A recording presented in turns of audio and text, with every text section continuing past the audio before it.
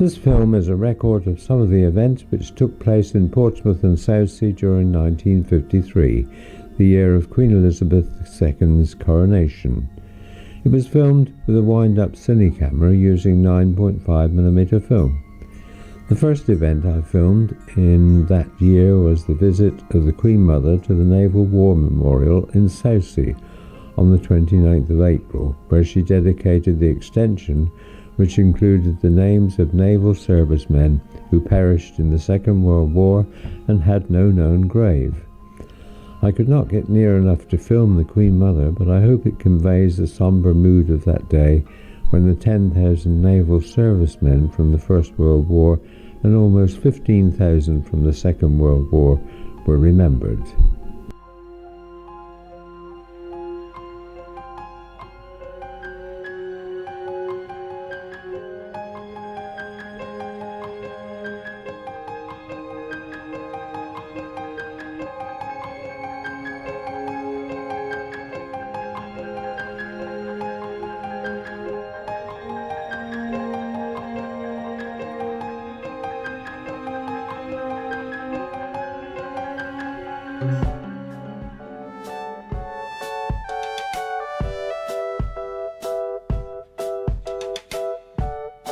All over Portsmouth and Southsea the flags came out on the buildings to celebrate the coronation, and at the hub of the city, the Guildhall Square, the decorations were even more prominent.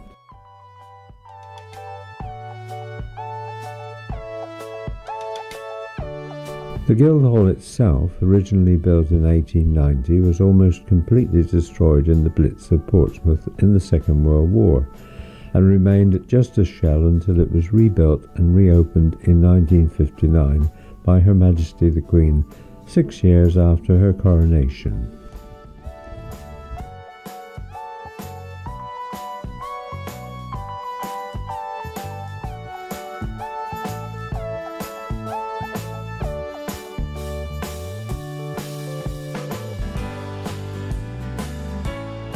All of the streets in the city were decorated with flags, but this was Grafton Street, where I spent my childhood and still lived at the time of filming. My parents were busy with the decorations before the big day, as were their neighbours. The houses in Grafton Street, originally built in the early to mid-1800s, were knocked down in the 1960s to make way for a large block of flats.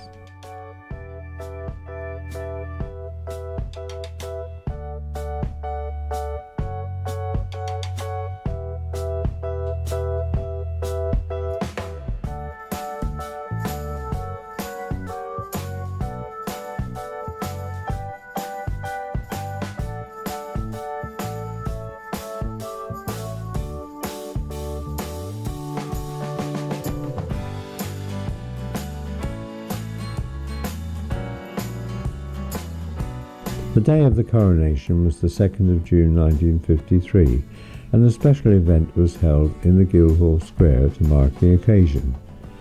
The Bishop of Portsmouth attended to lead prayers for the new monarch, and members of the armed forces paraded and gave 3 cheers for Her Majesty.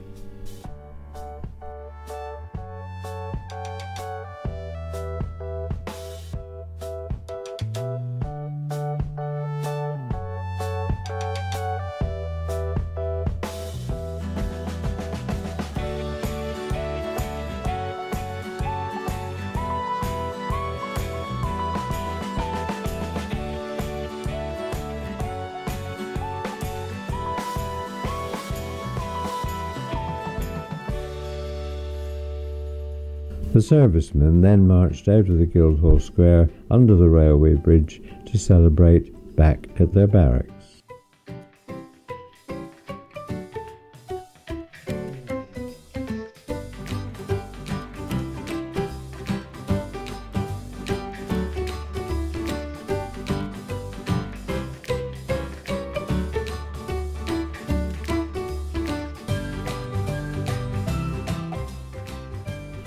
Back to Grafton Street now, where they had the crowning of their local queen in what we considered the posh part of the street, Grafton Avenue, because the houses had bay windows.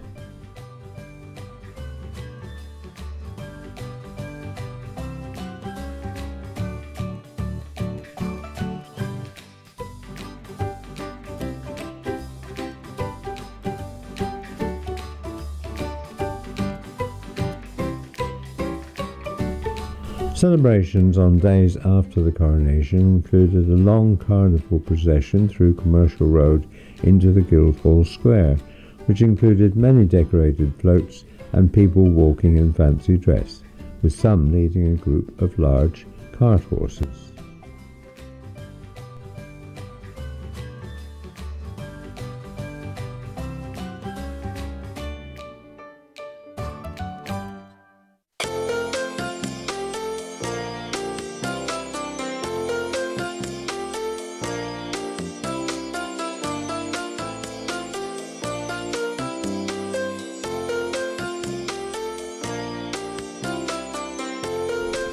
During the evenings, an illuminated trolleybus toured the main roads in the city, making an interesting and unusual point of interest for the public.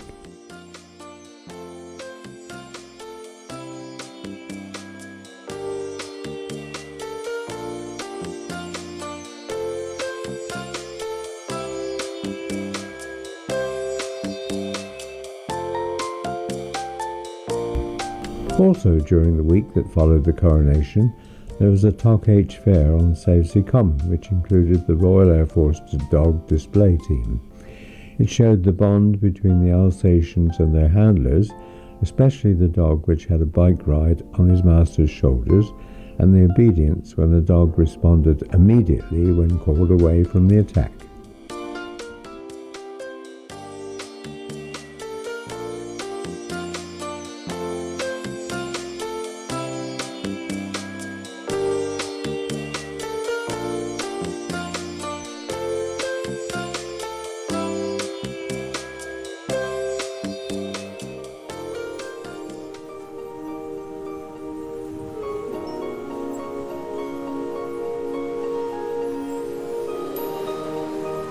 About 2 weeks after the coronation, on the 15th of June 1953, and 9 years after the biggest armada in history had left these shores for Normandy on D-Day, there was a review of the fleet in the Solent when Her Majesty boarded HMS Surprise, a Bay-class frigate which was adapted to act as a royal yacht because HMS Britannia had not yet been completed.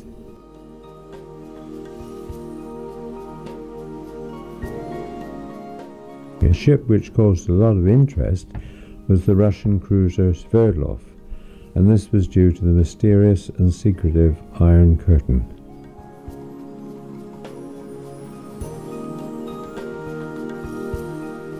The other interesting ship was the Italian tall-masted vessel Amerigo Vespucci, a type rarely seen in the Solent since the 19th century. From these photos you can see the covered viewing platform which had been built in front of the bridge on HMS Surprise for the Queen and other members of the royal family.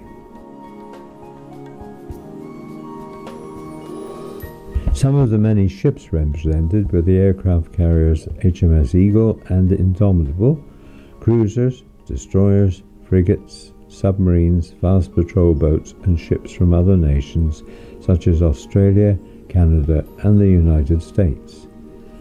There was only one battleship present at the review, and that was HMS Vanguard. The rest, which unlike Vanguard had seen service in the Second World War, such as HMS Warspite and HMS Ramillies, were decommissioned and sent to the breakers' yards after the war had finished.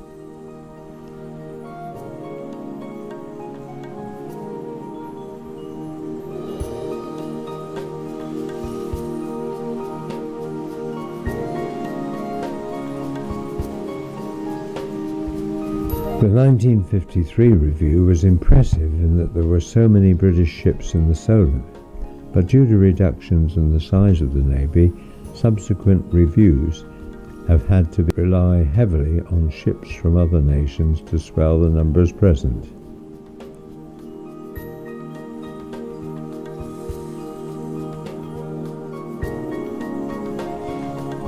The review ended with a flypast of many types of propeller-driven and jet aircraft used by the Navy, including this group of Westland Dragonfly helicopters.